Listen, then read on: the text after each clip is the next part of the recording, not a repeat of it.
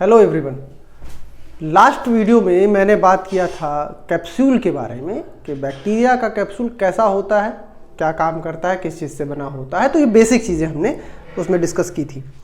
आज cellular structure में जब बात करेंगे तो हम बात करेंगे इसके सेल वॉल के बारे में, प्लाज्मा मेम्ब्रेन, न्यूक्लियोइड, साइटोप्लाज्म, ये सब और कौन कौन सेल ऑर्गेनेल्स हैं इनके बारे में हम डिस्कस करेंगे, ये जानने कि इसमें क्या क्या क्वेश्चंस आ सकते हैं और किस तरह से इसके आंसर होते हैं। बेसिक क्वेश्चन बनते हैं इसमें, नीट में भी पूछे जाते हैं और वेरियस एग्जाम्स में भी पूछे जाते हैं।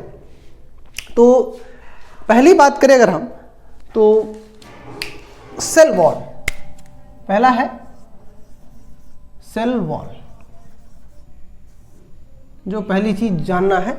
सेल वॉल एक्चुअली जैसे प्लांट सेल के अंदर सेल वॉल मौजूद होता है और एनिमल सेल में नहीं होता है, ठीक है। तो जो सेल वॉल है, वॉल में दीवार, एक इसका काम प्रोटेक्शन देना, सिंपल सी चीज है। एक क्वेश्चन वाइवा में पूछा जाता है कभी कभी कि बैक्टीरिया को हम बॉटनी की बुक में रख देते हैं, जूलॉजी की बुक में क्यों नहीं पढ़ते, या बैक्टीरिया को हम बॉटनी के साथ पढ़ते हैं, जो 12th तक के मैं बता रहा हूँ, 12th तक के लेवल में इसको बॉटनी के साथ पढ़ा जाता है। तो उसका एक बहुत बड़ा रीजन ये सेल वॉल भी है कि इसमें सेल वॉल पाए जाते हैं। और ये बहुत से लक्षण है जो जिस कारण इसको प्लांट के साथ पढ़ा जाता है। हालांकि मोनेरा किंगडम में रखा जाता है तो वो अलग चीज़ है, ठीक है। 5 किंगडम क्लासिफिकेशन में इसको मोनेरा में रखा जाता है, यू बैक्टीरिया में। तो अब बात हम करते हैं सिर्फ सेल वॉल के बारे में। तो जैसा कि पौधों में सेल वॉल जो है वो सेलुलोज का बना है, ठीक है, मगर ये चूंकि प्रोकैरियोटिक है तो इसमें सेलुलोज तो नहीं है, लेकिन इसके जैसे अन्य चीजें जैसे म्यूकोपेप्टाइड हो गई, जिसको म्यूरिन्स कह सकते हैं, और पेप्टाइडोग्लाइकेन है, तो इन सब चीजों के बने होते। तो मतलब अगर देखा जाए तो किस चीज से बने हैं, म्यूकोपेप्टाइड, ठीक है, एंड पेप्टाइडोग्लाइकेन, ठीक है, पेप्टाइडोग्लाइकेन। तो ये पदार्थ उपस्थित रहता है इसके सेल वॉल में। अब अगर हम बात करें कि इसकी बॉन्डिंग, क्योंकि ये दृढ़ है, अब हमने कहा कि ये सेलुलोज का नहीं बना है, तो इसको क्या ऐसी चीज है जो इसको मजबूती देती है। तो एक्चुअली इसमें, और ये क्वेश्चन भी आता है, दो चीजें हैं इसमें, एक एसिटिल ग्लूकोसामीन, ठीक है, एसिटिल ग्लूकोसामीन, और दूसरा होता है एसिटिल म्यूरामिक एसिड। दूसरा क्या हो गया, एसिटिल म्यूरामिक एसिड, ठीक है। ये दो चीजें होती हैं जो एक दूसरे से जुड़ी होती हैं, एक दूसरे से जुड़ी रहती हैं। और ये जो क्वेश्चन आता है वो यही आता है कि इनको जोड़ने वाला जो लिंकेज बॉन्ड है वो क्या है, तो उसको कहते हैं बीटा 1,4 लिंकेज, ठीक है। तो ये जो जुड़ती हैं वो किससे जुड़ती हैं, बीटा 1,4 लिंकेज से। And this is the question कि बैक्टीरिया के सेल वॉल में पाया जाने वाला जो बॉन्ड है वो कौन सा है, तो बीटा 1,4 लिंकेज है। किसके किसके बीच है, तो एसिटिल ग्लूकोसामीन और एसिटिल म्यूरामिक एसिड के बीच में ये बॉन्ड पाया जाता है। बहुत सिंपल सा है। इसके अलावा इसमें डी एलिलीन हो जाएगा, डी ग्लूटामिक एसिड होता है, तो बहुत सी चीजें अदर भी पाई जाती हैं। अदर बैक्टीरियाज जैसे माइकोबैक्टीरियम ट्यूबरकुलोसिस, तो इसमें थोड़ा सा अलग होता है, माइकोलिक एसिड पाया जाता है जो कि उसको स्पेशल स्ट्रेंथ देता है। तो वो मैं अलग से बताऊंगा जब मैं स्टेनिंग बताऊंगा, एफबी स्टेन जब करते हैं टीबी के लिए, तो उसमें जब बताऊंगा तो उसके बॉन्ड का स्ट्रक्चर बताऊंगा। दूसरा होता है इसके अंदर का जो बॉन्डिंग होती है, पेप्टाइड बॉन्ड है।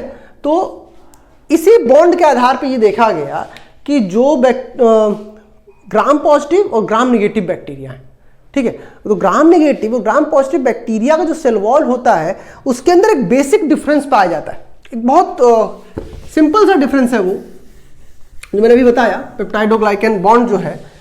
अब ये होता क्या है कि म्यूरामिक एसिड और पेंटाग्लाइसिन बॉन्ड उसको कहते हैं, म्यूरामिक एसिड के बीच और पेंटाग्लाइसिन बॉन्ड जो मौजूद है, ठीक है।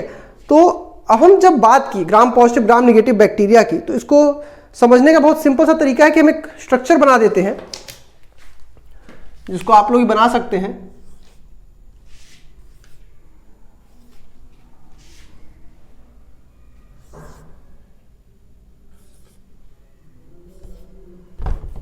ऐसे, ठीक है, और इसके बीच में हम इसको लगा दें।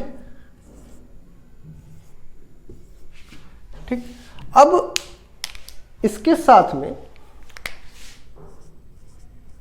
4 2 3 4 4 सेट रहेगा।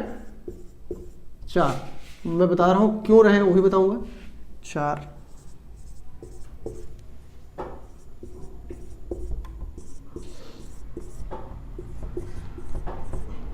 1 2 3 4 4 सेट हो गया। अब यही जो आया, ठीक है, यही जो पेप्टाइड बॉन्ड के बीच का डिफरेंस आता है, वो अब होता क्या है कि हम इन सब, ठीक है, इसको रख लो M G, ये फिर M मेरामिक एसिड के लिए, ठीक है।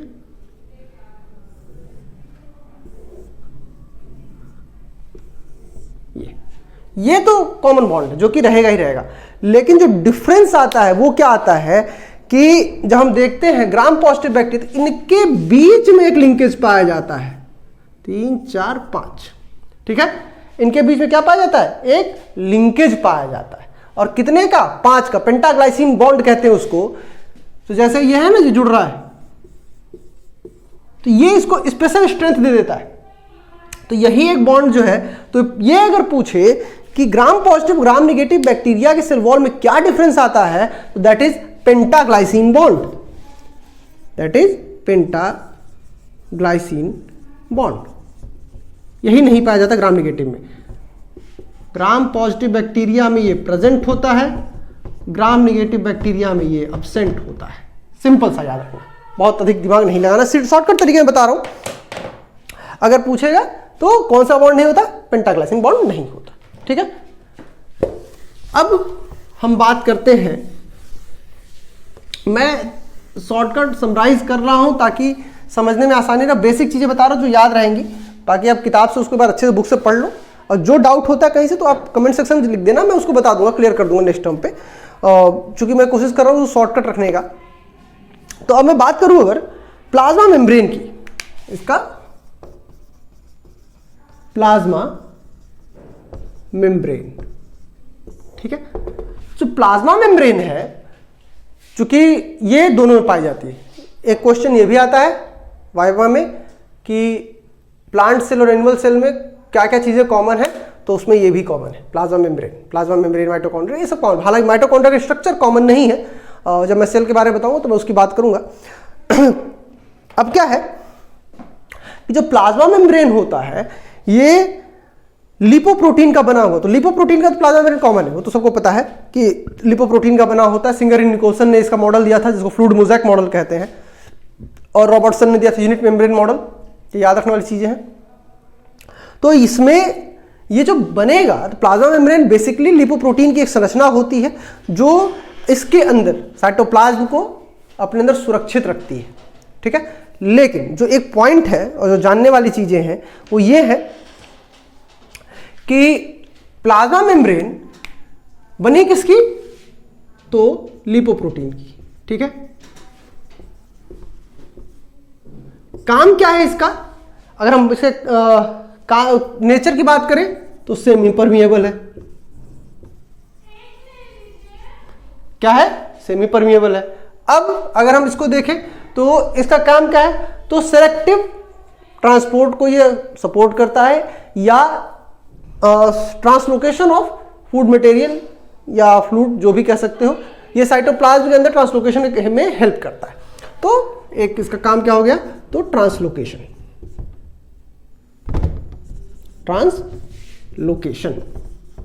इसका फंक्शन है, ठीक है। अब सबसे खास बात, जो प्लाज्मा मेम्ब्रेन होती है वो अंदर की ओर कई जगहों पे घूम के ऐसी संरचना बनाती है, और इसके अंदर कुछ संरचना ऐसी दिखाई देती हैं। इसको नाम दिया गया मीसोसोम। ठीक है, इसको क्या नाम दिया गया? मीसोसोम। और इसकी खोज किया था फिट्ज जेम्स ने। किसने? फिट्ज जेम्स ने। ठीक है, इसको कहा गया माइटोकॉन्ड्रिया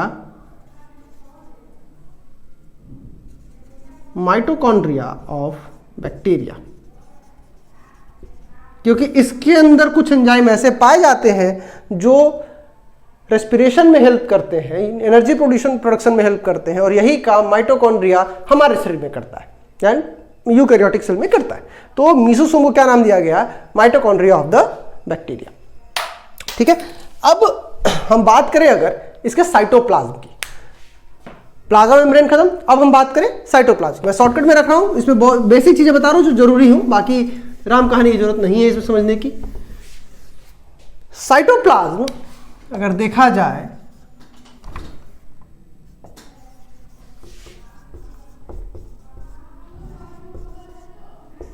साइटोप्लाज्म या कोशिका द्रव्य एक्चुअली जिलेटिनस है, सेमी लिक्विड कह सकते हैं, ग्रैनुलर है। ग्रैनुलर क्यों होता है? क्योंकि इसमें राइबोसोम्स दिखाई देते हैं, स्टार्च के कण दिखाई देते हैं, वोल्यूटिन पाया जाता है। तो एक क्वेश्चन आता है कि स्टोरेज फूड के रूप में क्या मिलेगा? तो एक्चुअली इसमें स्टार्च भी मिल जाता है, ग्लाइकोजन भी मिल जाता है और वोल्यूटिन भी मिलता है, जो कि एज ए स्टोर्ड मटेरियल काम करते हैं। ठीक है, तो अब इसका नेचर कैसा हो गया? इट इज जिलेटिनस कहें, सेमी लिक्विड कहना और सेमी सॉलिड कहना लॉजिकल नहीं, तो जिलेटिनस, ग्रैनुलर। ठीक है, क्या क्या मिलता है इसमें? कंटेन्स स्टार्च, ग्लाइकोजन और वोल्यूटिन ETC। ठीक है, वोल्यूटिन ETC। अब क्या नहीं मिलता है?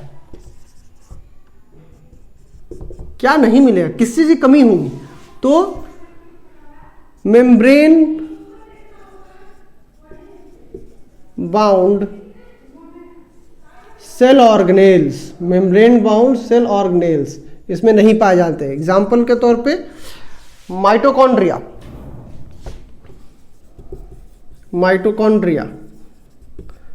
ठीक है, और क्लोरोप्लास्ट, माइटोकॉन्ड्रिया, क्लोरोप्लास्ट, ये सब नहीं पाए जाते। सिंपल सा, राइबोसोम पाया जाएगा, 70S राइबोसोम, 80S नहीं पाया जाएगा। ठीक है, इस बात को हमेशा ध्यान में रखना। तो ये हो गया साइटोप्लाज्म, दैट्स इट।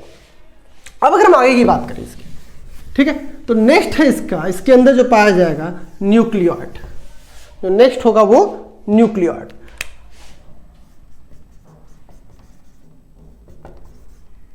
न्यूक्लियोइड जो केंद्रकाभ हिंदी में कहते हैं केंद्रकाभ। ठीक है, केंद्रक के जैसा दिखने वाला। तो actually there is no certain nucleus, इसके पास अपना कोई सर्टेन न्यूक्लियस नहीं है, बट न्यूक्लियस लाइक स्ट्रक्चर है। ठीक है, जिसको न्यूक्लियस ना कह के न्यूक्लियोइड कहा गया। क्लियर हो गया? न्यूक्लियस की खोज किसने की? तो रॉबर्ट ब्राउन ने। हम बात करते हैं जब न्यूक्लियोइड की, तो एक्चुअली ये है क्या? तो इसका genetic material, it is the basic genetic material of bacteria, जो उसके सभी जो डाटा उसको कंटेन करता है। ये इसका अगर सेल है तो इसके बीच में दिखाई देता है ऐसे सघन स्ट्रक्चर में, इसी को केंद्रकाभ कहते हैं या न्यूक्लियोइड कहते हैं। डीएनए का एक जाल है, एक घना जाल है। ठीक है, तो अगर हम इसकी बात करें न्यूक्लियोइड की, व्हाट इज न्यूक्लियोइड?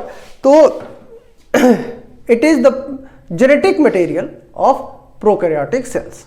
ठीक, बहुत सिंपल सा है कि genetic material of prokaryotic cells. इसमें जैसे न्यूक्लियस के अंदर हम बात करें तो न्यूक्लियर मेम्ब्रेन पाया जाता है, न्यूक्लियोप्लाज्म पाया जाता है, फिर उसके अंदर न्यूक्लियोलस पाया जाता है। ये इसमें नहीं पाया जाता। ये सिंपल सा एक कंबाइंड स्ट्रक्चर है जिसमें डीएनए और ये सब मौजूद होते हैं। इसलिए इसको एक और नाम देते हैं AKA जीनोफोर। तो कभी कभी न्यूक्लियोइड ना कह के जीनोफोर कहता है, तो याद रखना है कि न्यूक्लियोइड और जीनोफोर एक ही चीज है, ठीक है। इसी को एक और नाम देते हैं इंसिपिएंट न्यूक्लियस, आरंभिक केंद्रक, मतलब ऐसा केंद्रक जो अभी प्रारंभिक अवस्था में है, ठीक है। तो अब हम अगर बात करें तो इसमें बेसिकली जो पूछा जाएगा हम उसकी बात करेंगे। तो है, तो मैंने कहा ना इसका स्ट्रक्चर कैसा दिखता है, लगभग कुछ ऐसे दिखता है, सर्कुलर टाइप में, ठीक है। तो एक डीएनए की संरचना ही है जिस लगभग 700 से 1400 माइक्रोन, ठीक है, लेंथ की एक डीएनए की संरचना है, जो कि एक घूम फिर क्या बनाता है, न्यूक्लियोइड बनाता है। इसमें हिस्टोन प्रोटीन नहीं पाया जाता, हिस्टोन प्रोटीन नहीं पाया जाता।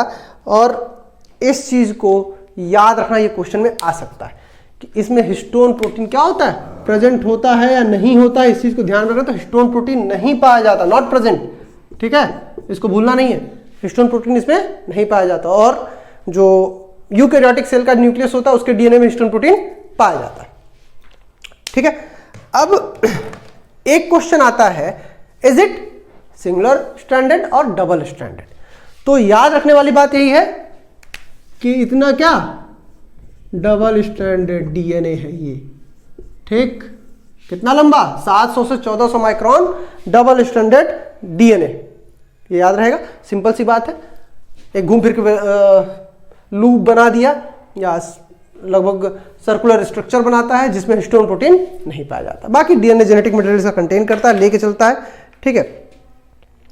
तो जब ये रिप्रोडक्शन के लिए जाता है तो ये रिंग जो होती है ओपन हो जाती है, ठीक है, और फिर इसके बाद वो कंबाइन करके नया रिंग बनाती है और इस तरह से 2 रिंग बन जाते हैं। तो वो जब मैं रिप्रोडक्शन वाला सेक्शन पढ़ाऊंगा तो वहां बताऊंगा उसको एक्सप्लेन करके। अब बात करते हैं इसके फ्लैजला की, जो कि मोस्ट इंपॉर्टेंट चीज है। तो फ्लैजला को मैं शॉर्टकट में रखने की कोशिश करूंगा ताकि आसानी से समझ में आए। फ्लैजला जो है वो एक बेसिक सा स्ट्रक्चर है इसका, जिसके थ्रू ये चलता है, मूव करता है। तो फ्लैजला में या इसका मूवमेंट में हम लोग एक कहते हैं फ्लैजलर मोशन। सेल के मोशन में कौन कौन से, फ्लैजलर मोशन और सिलियरी मोशन है, ठीक है। और अमीबा में स्यूडोपोडियल मोशन होता है, फिर उसके में अलग अलग थियरीज हैं। तो जब मैं अमीबा के बारे में कभी पढ़ाऊंगा तो उसके बारे में बात करूंगा उस समय कि उसके मोशन में किस तरह थियरी है। फ्लैजलर मोशन की अगर बात करें तो फ्लैजलर मोशन में एक तो है कि वर्लफुल मतलब बनाता है, वर्ल मतलब कि जो भंवर कहते हैं उसको एक तरह से। तो वो क्या करता है कि वो मूव करेगा ऐसे रोटेशन, और मूव करता है तो उस सेल की बॉडी जो बैक्टीरियल सेल है जो है वो आगे की ओर मूव करेगा। दूसरा तरीका है उसको विप्लैश मोशन कहते हैं। विप्लैश मोशन में क्या होता है कि वो एक झटका मारता है, ठीक है, वो सिर्फ एक स्ट्रक्चर ऐसे बनाएगा, पूछ अपने फ्लैजला को मोड़ के, और फिर उसको नीचे की ओर दबाएगा। इससे क्या होगा कि वो पानी को एक तरफ काटता है जिससे वो मूव करता है। तो ये 2 मोशन होते हैं। कभी कभी कुछ बैक्टीरिया से अमीबॉइड मोशन भी पाया जाता है, सब में नहीं, मोस्टली में। अगर उसमें फ्लैजला और ये सब है तो मोस्टली में नॉर्मल मोशन होता है और ब्लड के स्ट्रीम में बहते हैं, उससे अपना मूवमेंट करते हैं। तो हम बात अब सिर्फ फ्लैजला की करेंगे, बाकी चीजों की नहीं, ठीक है। तो हम बात करते हैं फ्लैजला के बारे में। इसको हिंदी में कशाभ कहते हैं। हिंदी में क्या कहते हैं, कशाभ। फ्लैजला और हिंदी में कहेंगे कशाभ। जो इसका डायामीटर होता है फ्लैजला का, अब जरा सा फ्लैजला है क्या, इसको हम मैंने कहा ना कि शॉर्टकट बताऊंगा ताकि एक बार में याद हो जाए, और जब ये पूरा सेक्शन होता है तो मैं बताऊंगा कहाँ रोक के एक बार फिर से देखना है। तो अगर हम बात करें ऐसे बैक्टीरियल सेल की, ये मान लीजिए बैक्टीरिया से है कोई, ठीक है, ये एक बैक्टीरियल सेल है और ये इसका फ्लैजला है। इसका क्या है, फ्लैजला है। तो अब हम क्या किए कि हमने ये सेक्शन काट लिया, ये सेक्शन काट लिया। अब हम इसको माइक्रोस्कोपी कर रहे हैं। अब हम इसको माइक्रोस्कोपी करके देखेंगे तो ये हमको कुछ ऐसा दिखाई देगा। कैसा दिखाई देगा, तो अब हमको कुछ इस तरह के 3 हिस्से दिखेंगे इसमें।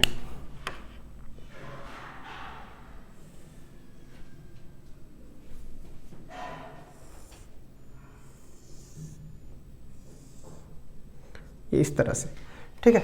ये नीचे जाता हुआ 3 हिस्सा दिखेगा। इसमें एक ये रिंग हो गई, 4 रिंग दिखती है।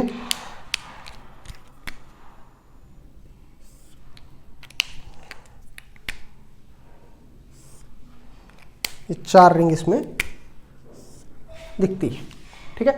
अब ये 4 रिंग के जो नाम है किस तरह से रखे गए मैं उसको भी बताता हूं। तो 4 रिंग जो है वो पहली रिंग को कहते हैं, इसको कहेंगे एल रिंग, इसको कहते हैं पी रिंग, इसको कहते हैं एस रिंग और इसको कहते हैं एम रिंग, ठीक है। अब ये कहां पाया जा रहा है इस पे मैटर करता है। तो एल रिंग जो है वो चूंकि ऊपरी लेयर पे है, ऊपर की तरफ, तो इसको कहते हैं लिपोपॉलीसेकेराइड रिंग। ये क्या कहलाती है? लिपोपॉलीसेकेराइड रिंग, तो एल रिंग। जो पी रिंग है वो पॉलीपेप्टाइड रिंग कहलाती है, तो पी रिंग हो गई। इसी तरह से, या सॉरी, पेप्टाइडोग्लाइकन रिंग, तो पी रिंग कहलाएगी। एस रिंग जो है वो सुपर मेम्ब्रेनस रिंग कहलाती है, और ये आखिरी जो है वो एम रिंग, मेम्ब्रेन के ऊपर, प्लाज्मा मेम्ब्रेन के पास होती है, इसलिए उसको एम रिंग कहते हैं। अब इसमें से निकला हुआ है ये फ्लैजला, ऐसे कटा हुआ। चूंकि मैंने पूरा नहीं लिया है तो हम इतना हिस्सा ले रहे हैं, ये आगे चल के और पतला हो जाता है। तो इसको कहते हैं ये बेसल बॉडी, इसको कहते हैं हुक, और इसको कहते हैं फिलामेंट। इसको क्या कहते हैं? फिलामेंट, ठीक है। अब अगर हम बात करें फिलामेंट और इन सब के बारे में, तो ये जो रिंग का मैंने कहा ना, ये रिंग का जो डिस्क्रिप्शन था ये किसने दिया?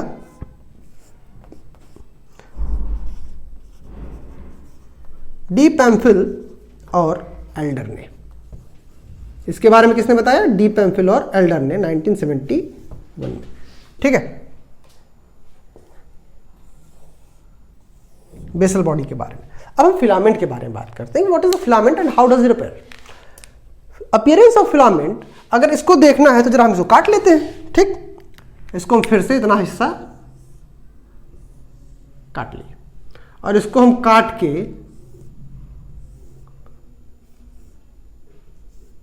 बड़ा करके देखते हैं, तो ये हमको कैसा दिखेगा। काटे, बड़ा किए, सीधा करके देखते हैं।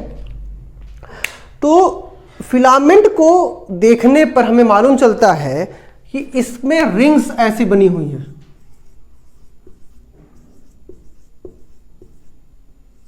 ऐसी रिंग्स बनी हुई है, और ऐसे खुरदरा एक हिस्सा बनता है।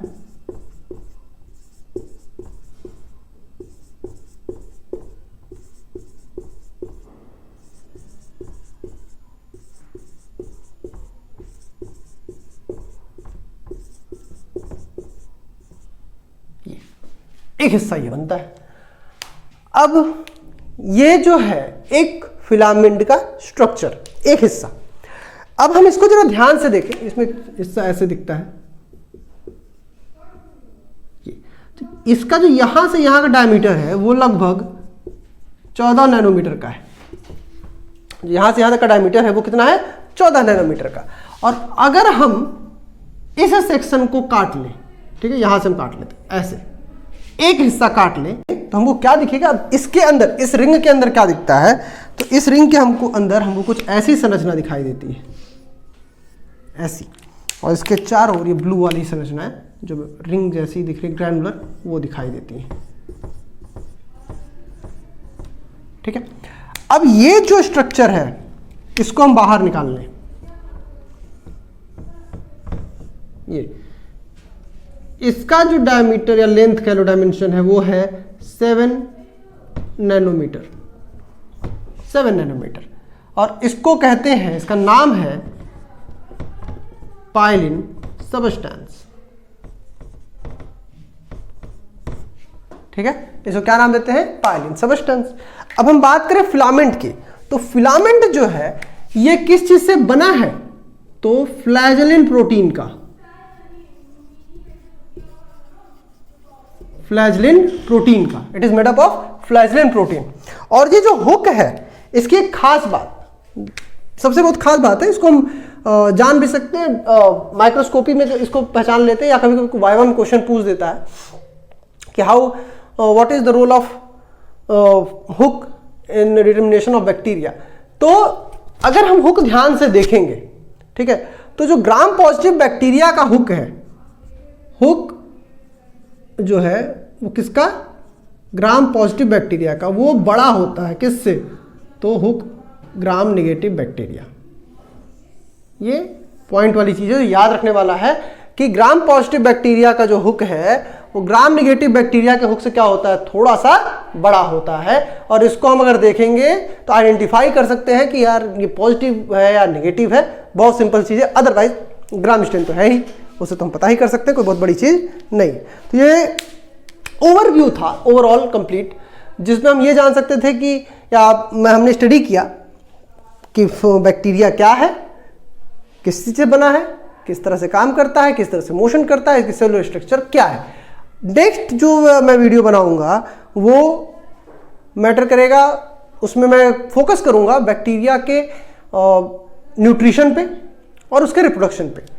Reproduction is the important part, जो कि बहुत ही ज़्यादा जरूरी बनाता है और उसको अच्छे से समझना होता है, उससे बहुत से क्वेश्चन आते रहते हैं। तो अगर मैं उसकी बात करूं तो बेसिकली याद करने वाली चीज़ें होती जो इंसान भूल जाता है बार बार, कई बार उसके दिमाग से उतर जाता है और वो समझ नहीं पाता।